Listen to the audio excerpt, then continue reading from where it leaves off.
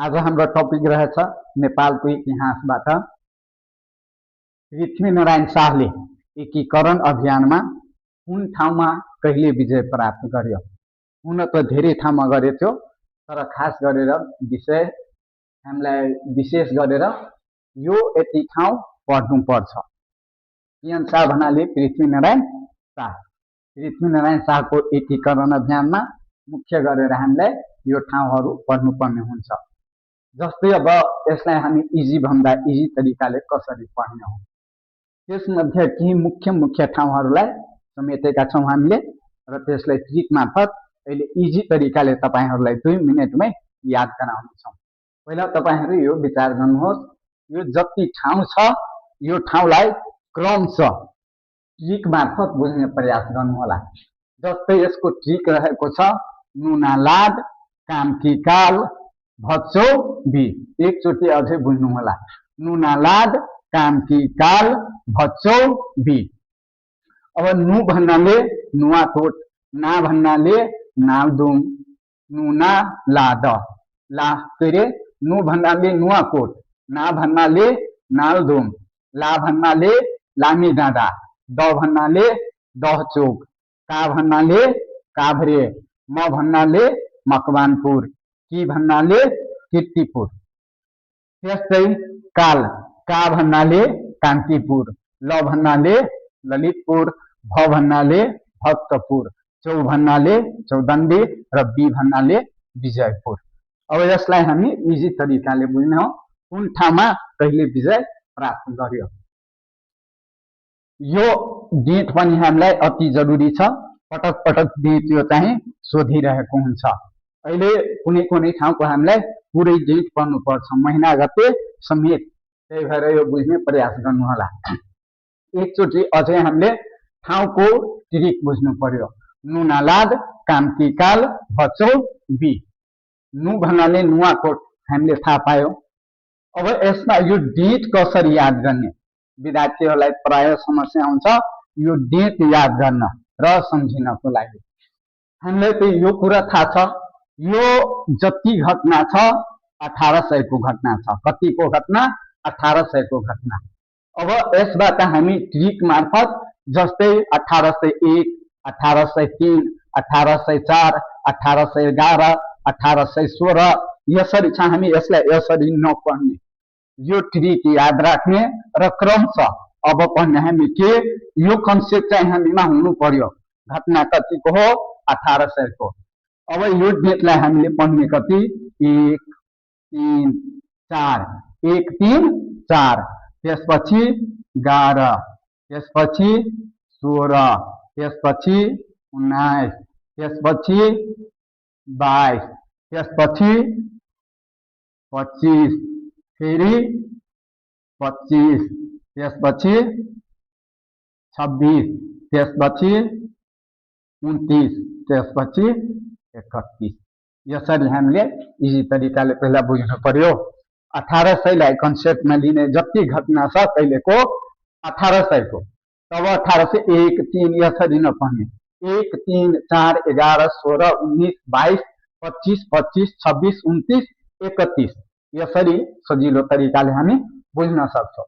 अब यसमा हामीलाई कुनै कुनै पुरै डेट पढ्नुपर्छ। त्यो डेट हामी यहाँ लेखिरहेछौँ।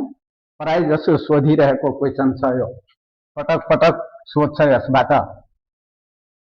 जस्तै नुवाकोटमा त 1801 असोज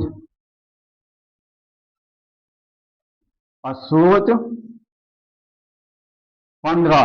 यसमा अब पछि गते चाहिँ पहिला साल याद गरिहाल्नु पहिलो प्राथमिकतामा। जस्तै अघि भने थिएँ मैले 1, 3, 4, 11, 16, 19, 22, 25, 25, 26, 29, 31 यसरी। त्यसपछि तपाईँ गते र महिना जोड्नु होला। यो हामीलाई पढ्नै पर्छ। त्यसपछि आयो हाम्रो मकवानपुर। मकवानपुरको भदौ 9 गते। यो पनि सोधिसकेको क्वेसन हो। विगत वर्षको चाहिँ प्री टेस्टमा यो क्वेसन सोधिसकेको क्वेसन हो। कीर्तिपुर चैत्र 3 गते। त्यस्तै कान्तिपुर कान्तिपुर असोज 13 गते र ललितपुर असोज 24 गते 11 दिनको हेरफेरमा चाहिँ यहाँ हामी बुझ्ने काल काल भन्नाले 25 बुझ्नु पर्यो। काल जुन छ 2 के 25 मा अर्थात 1825 मा काल केमा छ 1825 मा बुझ्नु पर्यो। दुईटै साल सेम छ, महिना सेम छ र के छ गते मात्र फरक छ, गते मात्र फरक छ। त्यो कुरा हामीले ध्यान दिनु पर्यो, विचार गर्नु पर्यो त्यो कुरामा। त्यस्तै भक्तपुर मङ्सिर 1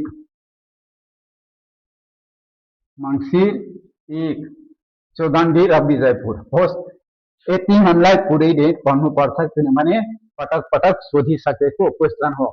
अब यसमा बुझ्नुपर्ने एउटा अझै कुरा के छ, नुवाकोट दोस्रो पटकको आक्रमणमा पृथ्वीनारायण शाहले विजय गरेको थियो। खास गरेर यो भन्दा पहिले पनि नरभूपाल शाहले अर्थात पृथ्वीनारायण शाहका बुवाले एक पटक आक्रमण गर्नुभएको थियो। त्यसपछि आएर पृथ्वीनारायण शाहले 2 पटक, यदि पृथ्वीनारायण शाहको कुरा गर्ने हो हामी भने एकचोटि 1800 मा विक्रम सम्वत 1800 मा आएर के गरेथ्यो आक्रमण गरेथ्यो। यहाँ असफल हुन पुग्यो र पछि गएर 1801 असोज 15 मा चाहिँ विजय प्राप्त गर्यो। त्यस्तै यहाँ यो 2 पटकमा विजय भएको ठाउँ कुन हो, नुवाकोट।